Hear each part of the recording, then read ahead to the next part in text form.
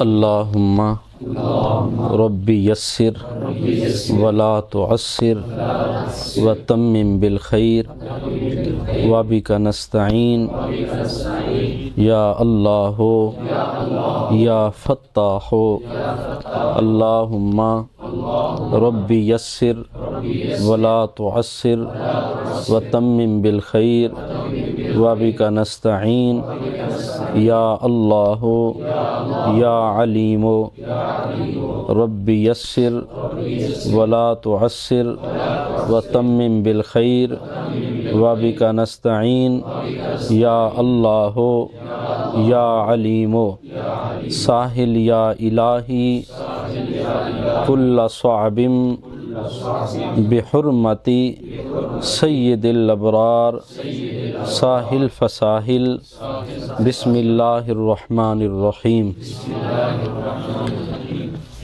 اللہ رب العزت کے فضل و توفیق سے اور محبوب کریم صلی اللہ علیہ وآلہ وسلم کی نظر عنایت سے اللہ نے آپ کو اور مجھے یہ توفیق بخشی کہ ہم اس کے دین کو، قرآن و حدیث کو سمجھنے کے لیے اکٹھے ہوئے۔ اللہ تعالی ہماری ان کاوشوں کو ہماری بخشش کا ذریعہ بنائے اور محبوب کریم صلی اللہ علیہ وآلہ وسلم کی قربت کا سبب بنائے۔ انتہائی اہم فن بلاغت، جس کا واضح طور پر قرآن کریم کے اندر اور احادیث طیبہ میں جا بجا اس کا ذکر موجود ہے، لیکن کوئی بھی انسان کے پاس آلہ ہو، کوئی بھی چیز موجود ہو، جب تک اس کے استعمال کا اس کو طریقہ نہ آئے تو اس کا کوئی فائدہ نہیں ہے۔ بندوق موجود ہو، چلانے کا طریقہ نہ آئے تو بندوق کا کوئی فائدہ نہیں۔ موبائل ہاتھ میں ہو، چلانا آتا نہیں تو کوئی فائدہ نہیں۔ کمپیوٹر پاس ہے لیکن اس نے طریقہ نہیں سیکھا تو کوئی فائدہ نہیں۔ آپ کو یاد ہوگا ایک وقت میں آپ نے صرف بھی پڑھی، نحو بھی پڑھی، پوری ازبر تھی جس طرح کہ الحمد شریف پڑھتے ہیں، لیکن جب تک آپ کو اجراء کے معاملات سے نہیں گزارا گیا آپ کو کوئی سمجھ نہیں تھی اس کا کیا فائدہ۔ جب آپ نے اجراء کیا پھر آپ کو پتہ چلا کہ نحو کی کیا اہمیت ہے اور صرف کی کیا اہمیت ہے۔ ہمارے ہاں بلاغت پڑھائی جاتی ہے، لیکن اگر اس کا اجراء کرایا جائے تو پھر انسان کو پتہ چلے کہ بلاغت کی کتنی اہمیت ہے اور کتنی قرآن کریم کے اندر اس کا استعمال ہوا ہے، جا بجا اس کا استعمال ہے۔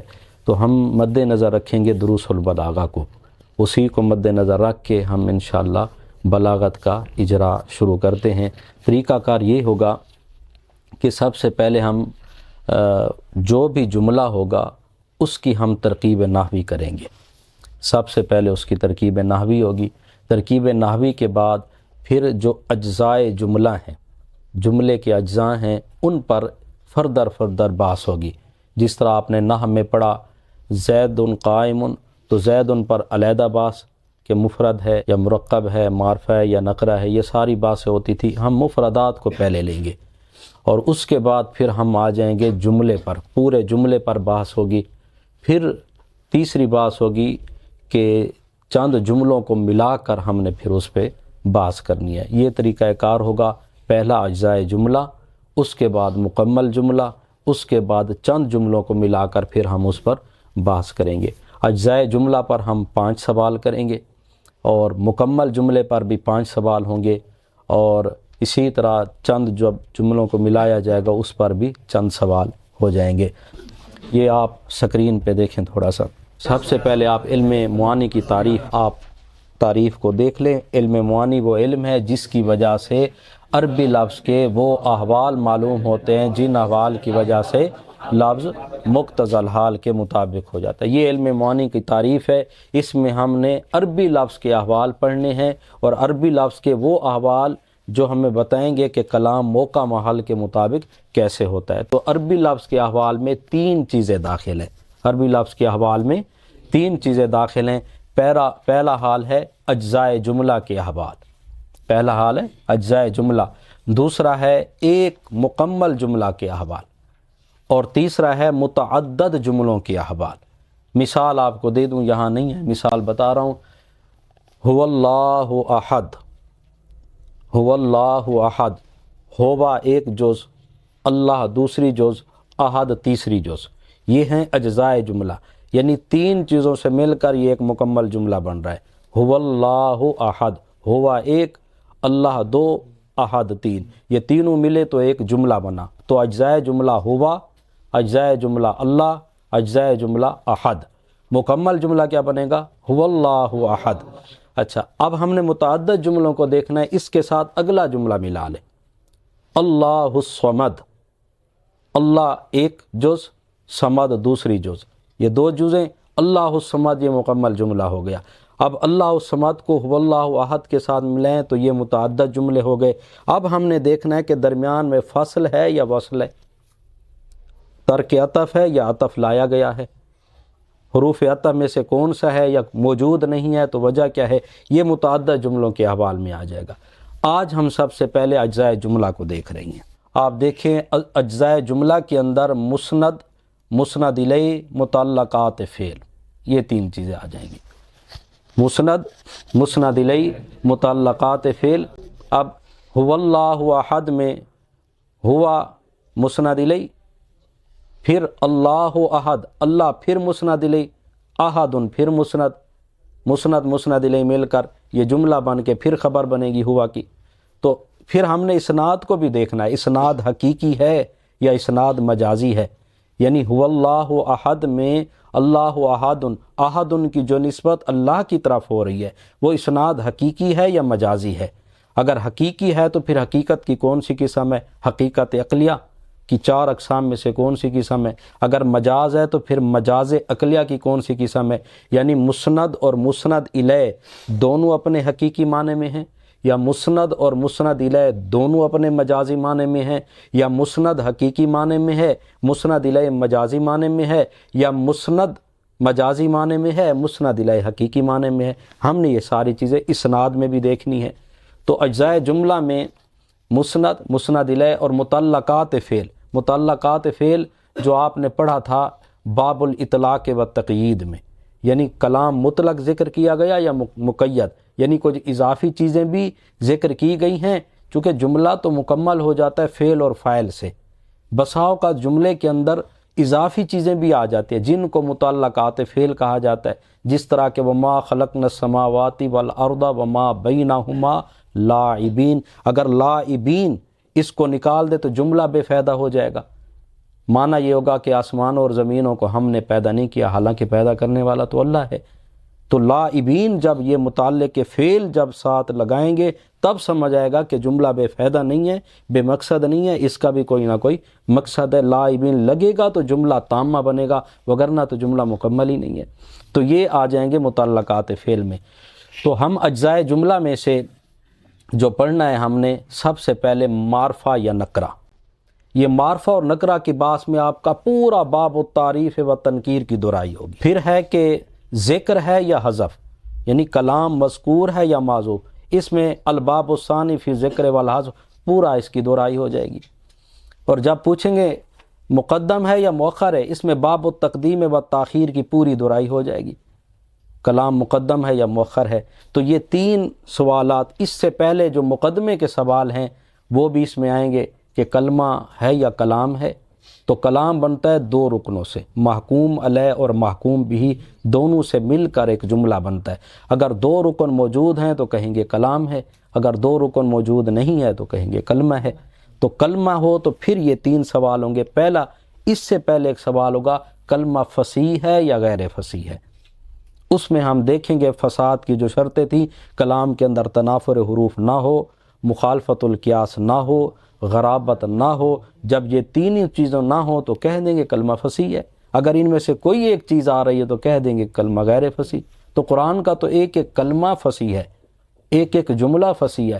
کہیں اگر ڈاؤٹ بن رہا ہے کہ ہم نے تنافر کی یہ تعریف پڑھی تھی اور قرآن کے اس جملے پر، آیت پر سچی لازم آ رہی ہے، ہمیں دشواری پیش آ رہی ہے، اس کا پھر ہم جواب دیں گے، ٹھیک ہے نا۔ کوئی کلام قرآن کریم کا کوئی جملہ، کوئی لفظ آ جاتا ہے جس میں وہ تعریف منطبق ہو رہی ہے تنافر کی یا مخالفت القیاس کی، قانون صرفی کے خلاف ہے یہ جملہ، قانون تو ہم نے یہ پڑھا تھا، اس کا ہم جواب دیں گے، ٹھیک ہے نا۔ اسی طرح غرابت کی، بھئی غرابت تو یہ ہوتا ہے کلمہ اجنبی نہ ہو، غیر مانوسۃ الاستعمال نہ ہو، یہ قرآن میں تو ایسا نظر آ رہا ہے، اس کا ہم پھر جواب دیں گے یہ کیوں آیا اور کیا حکمت تھی، ٹھیک ہے نا۔ تو یہ کلمہ ہے یا کلام، دوسرا فصیح ہے یا غیر فصیح، اور تیسرا مذکور ہے یا محذوف ہے، اس کے بعد چوتھا سوال مقدم ہے یا مؤخر ہے۔ یہ سوال ہو جائیں گے کلمہ کلام، فصیح غیر فصیح، معرفہ نکرہ، مذکور محذوف اور مقدم یا مؤخر۔ یہ 5 سوال ہم نے اجزاء جملے پہ کرنا ہے۔ اب آ جائیں ایک مکمل جملے کے احوال پر۔ ایک جملے پہ احوال، جملہ سوال کریں گے جملہ خبریہ ہے یا انشائیہ ہے، تو ہم دیکھیں گے انشاء کی 5 قسمیں: امر، نہی، استفہام، تمنی، ندا۔ یہ الباب الاول فی الخبر والانشاء، اس کی پوری دہرائی ہوگی اسی میں۔ جملہ خبریہ ہے یا انشائیہ۔ سب سے پہلے ہم انشائیہ کی قسمیں دیکھیں گے: امر، نہی، استفہام، تمنی، ندا۔ اگر ان میں سے ہے تو پھر کہہ دیں گے انشاء ہے۔ پھر سوال ہوگا انشاء کی کون سی قسم ہے، بتا دیں گے امر ہے۔ پھر سوال ہوگا امر ہے تو امر اپنے حقیقی معنی میں ہے یا مجازی معنی میں ہے، ہم دیکھ کے بتائیں گے امر کا حقیقی معنی طلب الفعل علی وجہ الاصطلاح ہے، اس پہ منطبق ہو رہا ہے یا نہیں ہو رہا تو کہہ دیں گے مجاز ہے، وگرنہ حقیقت ہوگا، ٹھیک ہے نا۔ تو یہ ہمارا جملہ خبریہ یا انشائیہ پر سوال۔ پھر اگلا سوال ہوگا کہ جملہ مطلق ہے یا مقید ہے، تو باب الاطلاق و تقیید کی پوری اس میں دہرائی ہوگی، ٹھیک ہے نا۔ کلام کو مطلق کب رکھا جاتا ہے، مقید کب رکھا جاتا ہے، اطلاق اور تقیید، یہ ساری باتیں اس میں آ جائیں گی۔ پھر سوال ہوگا کہ قصر کے اسلوب میں سے کون سا اسلوب استعمال ہوا ہے، کہ قصر ہے یا غیر قصر ہے۔ الباب السادس فی القصر، یہ پورا اس میں دہرائی ہو جائے گا۔ اور اس کے بعد پھر متعدد جملے، جب ہم نے 2 جملے ملائے، هو اللہ احد، اللہ الصمد، یہ دونوں جملوں کو ملا کر پھر سوال کریں گے کلام میں وصل ہے یا فصل ہے۔ تو فصل کی بھی ہم نے صورتیں پڑھی تھی، وصل کی بھی صورتیں پڑھی تھی۔ باب الوصل والفصل، یہ مکمل 7واں باب اس میں آ جائے گا۔ پھر 8واں باب ہے ایجاز، باب الاجاز والاطناب والمساوات۔ سوال ہوگا کہ اس جملے کے اندر یا جملوں میں ایجاز ہے یا اطناب ہے، مساوات ہے۔ جتنی معنی مفہوم تھا اتنی لفظ ذکر کیا گئے تو مساوات ہے، جتنی معنی مفہوم ہے اس سے کم لفظ ذکر کیا گئے تو ایجاز ہے، جتنی معنی مفہوم تھا اس سے زائد لفظ ذکر کیا گئے تو یہ اطناب ہو جائے گا، ٹھیک ہے نا۔ تو یہ ہم یہاں آ جائیں گے۔ اب آگے آ جائیں اجراء کا طریقہ۔ آیت قرآنیہ یا حدیث رسول کی ہم نے اولاً ترکیب نحوی کرنی ہے، پھر ہم دیکھیں گے مسند اور مسند الیہ، اسناد اور متعلقات فعل کا تعین کریں گے۔ اب میں جملہ دے رہا ہوں هو اللہ احد، اس کی سب سے پہلے ہم ترکیب نحوی کر رہے ہیں۔ هو اللہ احد، ہوا مبتدا، اللہ پھر مبتدا، احد خبر، مبتدا اپنی خبر سے مل کر جملہ اسمیہ خبریہ ہو کر خبر ہوئی ہوا مبتدا کی، مبتدا اپنی خبر سے مل کر جملہ اسمیہ خبریہ ہوا۔ اب ہم نے سب سے پہلے ہم نے مفرد کا اجراء کرنا ہے۔ اس پر مفرد کا اجراء کے لیے سب سے پہلے ہم ہوا کو دیکھ رہے ہیں۔ ہوا کلمہ ہے یا کلام ہے؟ کلمہ ہے۔ کیسے پتہ چلا؟ کلام کے 2 رکن ہوتے ہیں، ٹھیک ہے نا، یہاں ایک رکن ہے، اس وجہ سے یہ کلمہ ہو گیا۔ پھر اگلا سوال ہو کلمہ ہے تو فصیح ہے یا غیر فصیح ہے؟ فصیح ہے۔ کیسے پتہ چلا؟ کیونکہ غیر فصیح وہ ہوتا ہے جس میں تنافر حروف ہوں، مخالفت القیاس ہو یا غرابت ہو۔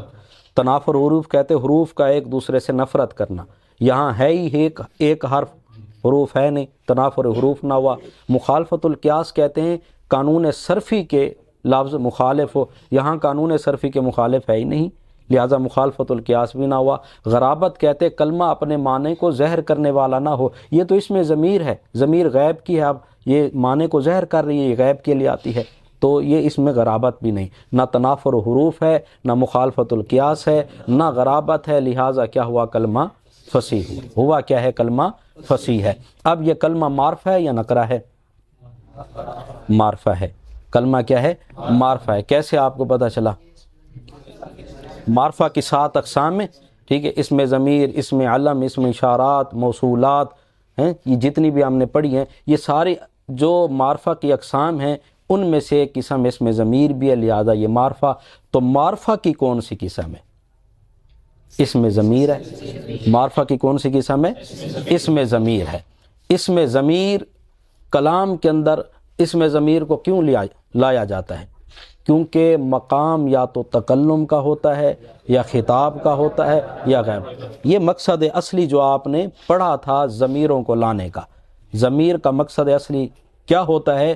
کیونکہ مقام یا تو تکلم کا ہوتا ہے یا خطاب کا ہوتا ہے، یا یہاں پہ متکلم ہے حضور علیہ السلام کی ذات، مخاطب ہیں حضور کے غلام، تو اللہ کی ذات کے بارے میں بتایا جا رہا ہے جو کہ غیب تھی، اس وجہ سے ضمیر غیب کی لائی گئی۔ لہذا یہ معرفہ ہے اور ضمیر ہے، اور معرفہ اپنے، اس میں ضمیر اپنے حقیقی معنی میں ہے۔ اچھا، اس میں ضمیر کے مجازی معنی کون کون سے؟ آپ نے مجازی معنی پڑھے نہیں ہیں، وہاں صرف ایک دروس البلاغہ کے اندر ایک آپ نے حقیقی معنی پڑھا ہے، حالانکہ اس کے مجازی معنی بھی آتے ہیں، اس میں ضمیر کے مجازی معنی بھی آتے ہیں، یہ آگے چل کے ہم بیان کرتے ہیں۔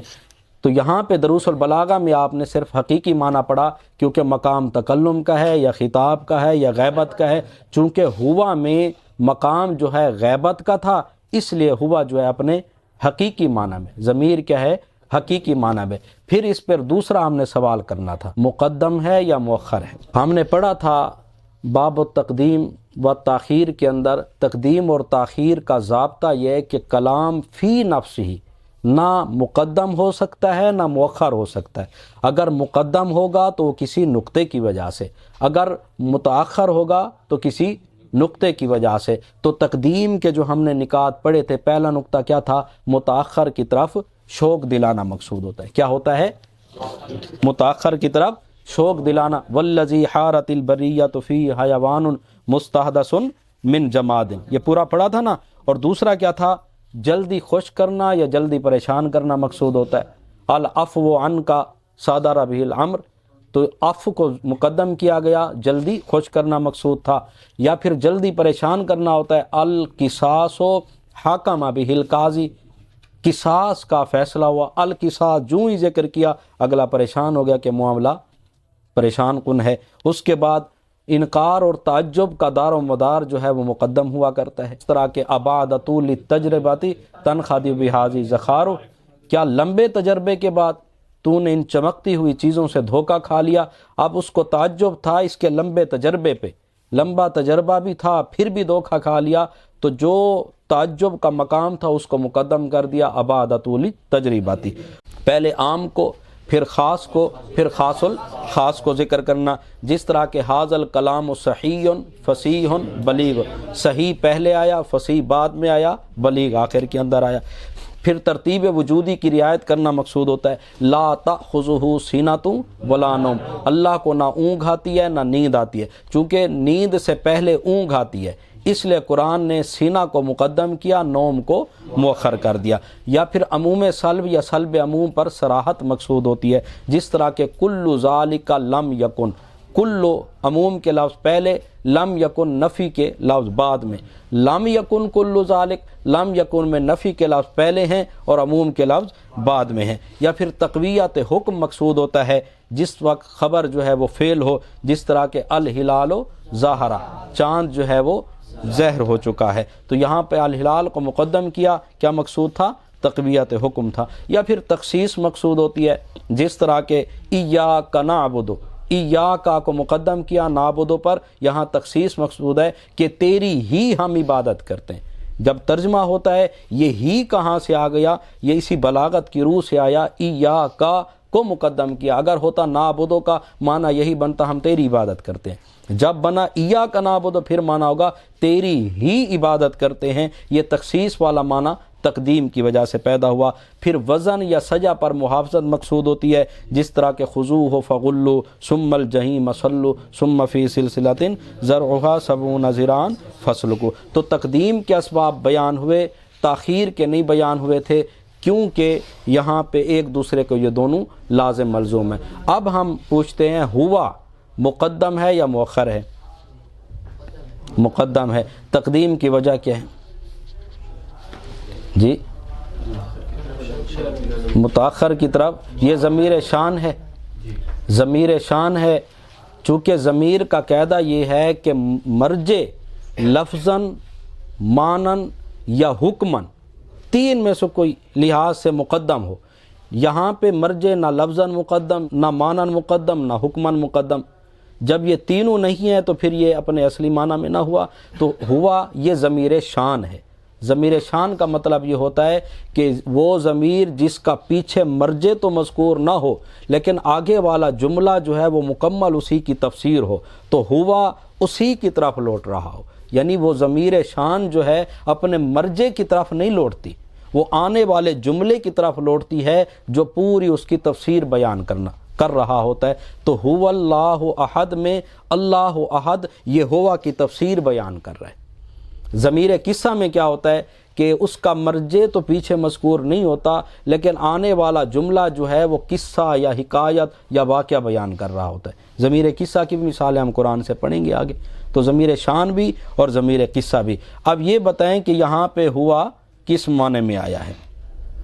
جی، اپنے حقیقی معنی میں یا مجازی معنی میں؟ مقدم یا مؤخر؟ یہاں تخصیص بھی بن جا سکتی ہے، تقویت حکم بھی بن سکتا ہے۔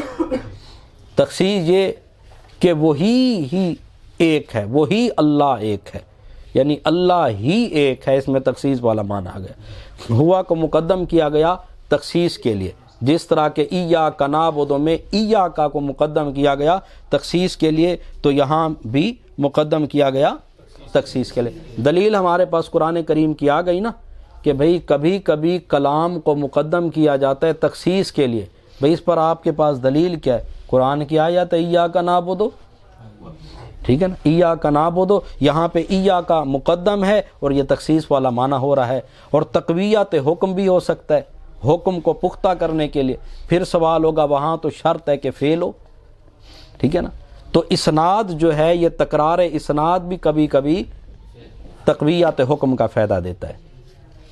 تکرار اسناد تقویت حکم، ہوا لوٹ رہی ہے اللہ واحد کی طرف، اور اللہ جو اس میں ظاہر ہے، اسم و ظواہر کلھا غیب یا غیب، تمام اسماء ظواہر جو ہیں وہ غیب کے مرتبے میں ہوا کرتے ہیں، تو اللہ واحد یہ غیب کے مرتبے میں ہے۔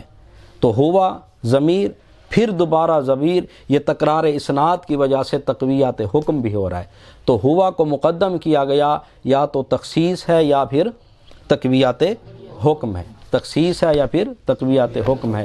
اچھا، اب ہوا مذکور ہے یا محذوف ہے؟ ہوا کیا ہے؟ مذکور ہے۔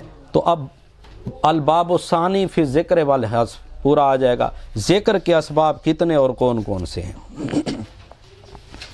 ذکر کے اسباب کتنے اور کون کون سے ہیں؟ ذکر کے اسباب، پہلے ذکر کا ضابطہ سنیں کہ جتنی معنی اور مفہوم ہو اتنی لفظوں کو ذکر کرنا یہ اصل ہے۔ جتنی معنی مفہوم ہو اتنی لفظوں کو ذکر کرنا اصل ہے۔ اگر سابقہ کلام اس معنی اور مفہوم پر دلالت کر رہے ہوں تو اب حذف کرنا اصل ہے۔ جتنی معنی مفہوم ہو اتنی لفظوں کو ذکر کرنا یہ اصل۔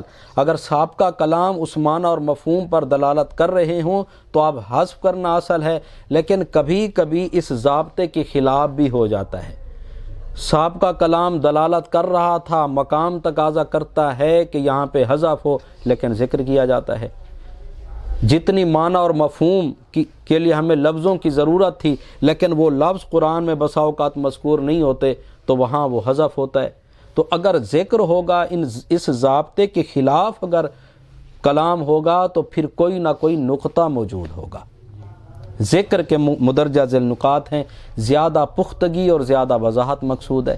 اولئک علی ھدی من ربہم واولئک ھم المفلحون، یہی لوگ اپنے رب کی طرف سے ہدایت پر ہیں اور یہی لوگ فلاح پانے والے ہیں۔ اب یہاں پہ دیکھیں اولئک، یہ اس میں اشارہ ہے، پھر اس کے بعد دوبارہ اولئک کو ذکر کیا گیا۔ اب دوبارہ واولئک ھم المفلحون میں اگر واولئک کو ذکر نہ بھی کیا جاتا معنی مفہوم واضح تھا۔ لفظ تو اس وقت ذکر کیا جاتا ہے جب جتنی معنی اور مفہوم ہو اور اتنی الفاظ اس پہ دلالت کریں وہ لفظ لے آئیں۔ اگر اس کو نکال بھی دیا جائے دوسرے اولئک کو، معنی مفہوم تو واضح ہے، لیکن دوسرے اولئک کو ذکر کیا گیا زیادہ پختگی اور زیادہ وضاحت کے لیے۔ پختگی کیا تھی کہ قرآن کریم نے پیچھے ایمان والوں کی عظمت شان بیان کی، کیا ہے؟ یقیمون الصلاۃ، اقامت صلاۃ کرتے ہیں، ویؤتون الزکوٰۃ، زکوٰۃ کو دیتے ہیں، وَمِمَّا رَزَقْنَاهُمْ يُنْفِقُونَ، اور جو اللہ نے ان کو رزق دیا اس میں سے خرچ کرتے ہیں، ایمان بالغیب کرتے ہیں۔ یہ سارے ان کی صفتیں بیان کرنے کے بعد قرآن نے ایک حکم لگایا، اولئک، یہی لوگ جن کی یہ ساری شانیں بیان ہوئی ہیں، یہی لوگ ہیں اپنے رب کی طرف سے ہدایت پر، اور یہی لوگ ہی ہیں فلاح پانے والے۔ ان پر حکم لگ رہا ہے اولئک سے۔ اگر دوسرا اولئک کو ذکر نہ بھی کیا جاتا، معنی مفہوم واضح تھا، لیکن دوسرا اولئک کو ذکر اس لیے کیا تاکہ جو سابقہ حکم ہے وہ پختہ بھی ہو جائے اور اس میں تاکید بھی آ جائے، تو زیادہ پختگی اور زیادہ وضاحت کے لیے آتے ہیں۔ اسی طرح قرینے پر اعتماد کمزور ہوتا ہے یا سامع کی سمجھ پر اعتماد کمزور ہوتا ہے، جیسا کہ پہلے ایک تذکرہ چل رہا ہو لیکن پھر جو ہے بندہ دوبارہ اس کا نام ذکر کر دے۔ اب کلام تو تقاضا کرتا ہے کہ پہلے ذکر ہو چکا تھا، اب دوبارہ ذکر کرنے کی ضرورت نہیں ہے، لیکن پھر اس کو ذکر کیا جاتا ہے۔ کیونکہ سننے کا زمانہ لمبا ہو چکا تھا، اگلا آدمی مخاطب جو ہے وہ کند ذہن ہے، اس کے ذہن میں نہیں آئے گا کہ کس کی بات ہو رہی ہے، اس وجہ سے دوبارہ اس کو ذکر کیا جاتا ہے۔ قرینے پر اعتماد کمزور یا سامع کی سمجھ، یا پھر سامع کی غبی ہونے کی طرف تعریض مقصود ہوتی ہے، یعنی سامع جو ہے یہ غبی ہے، کند ذہن ہے، جس طرح کہ ماذا کالا امرن کے جواب میں کہنا امرن کالا قضا، اگر امرن کو ذکر نہ بھی کرتا کالا قضا سے بھی معاملہ پورا ہو جاتا، لیکن امرن کو دوبارہ ذکر کیا کس لیے؟ کیونکہ سامع کی غباوت کی طرف تعریض مقصود تھی۔ چوتھا سبب ذکر کا یہ ہوتا ہے کہ سامع کے خلاف قلم بند کرانا مقصود ہوتا ہے تاکہ ضرورت کے وقت انکار نہ کر سکے، اسی کی بات کو دوبارہ اسی کی زبان سے دہرائی کروا دیتا ہے تاکہ جب انکار کا وقت ہے، معاملہ ہے، تو پھر سامنے انکار نہ کر سکے، اس کی زبان سے جملہ دہرا دیا جائے۔ کبھی تعجب ہوتا ہے جب حکم جو ہے عجیب و غریب ہو، جس طرح کہ علی یقاوم الاسد، علی ہی شیر سے لڑتا رہا۔ اگر علی کو ذکر نہ بھی کرتا جملہ مکمل تھا، چونکہ پہلے علی کا ذکر آ چکا تھا تو ضمیر سے بھی کام چل جاتا، لیکن علی کو ذکر کیا کیونکہ تعجب تھا۔ یا پھر تعظیم اور توہین مقصود ہوتی ہے، ٹھیک ہے نا، حل راجا القائد، جواب میں راجا المنصور، اس میں کیا ہے؟ تعظیم ہے، راجا المحظوم کے اندر کیا ہے؟ تحقیر ہے۔ یہ آپ نے عربی جملوں میں مثالیں پڑھی ہیں، پھر یہی مثالیں آپ کو قرآن کریم سے میں دوں گا، وہ آپ نے نوٹ بھی کرنی ہے، ذہن نشین بھی کرنی ہے۔ یہ وہ ہے جو آپ نے پڑھا ہوا ہے، اس کی میں دہرائی کروا رہا ہوں، پھر یہ مثالیں آ جائیں گی قرآن کریم سے، اس پہ ہم دہرائی کریں گے۔ پھر اسی طرح حذف کے اسباب ہیں، تو یہ ہم نے کیا پڑھا؟ یہاں پہ کیا ہے؟ ہوا مقدم ہے، ہوا کیا ہے؟ مقدم ہے، اور تقدیم کا سبب کیا ہے؟ زیادہ وضاحت اور زیادہ پختگی۔ یہ ہم نے اجزائے جملہ کے احوال مکمل کر لیا، ٹھیک ہے نا۔ سب سے پہلا سوال ہوا کلمہ ہے یا کلام ہے، دوسرا سوال ہوا کلمہ ہے تو فصیح ہے یا، تیسرا سوال ہوا معرفہ ہے یا، چوتھا سوال ہوا مقدم ہے یا، پانچواں سوال ہوا مذکور ہے یا۔ یہ ہمارے علم معانی کے 4 باب مکمل ہو گئے، 3 باب ہو گئے، بلکہ 3۔ تعریف و تنقیر چوتھا باب، تقدیم و تاخیر تیسرا باب، باب و ذکر والحذف، اور مقدمہ کلمہ فصیح یا غیر فصیح۔ تو اب تھوڑا سا اس کو دیکھیں، جو میں نے دہرائی کی ہے، یہ دیکھیں اجراء کا طریقہ، اس کو پڑھیں۔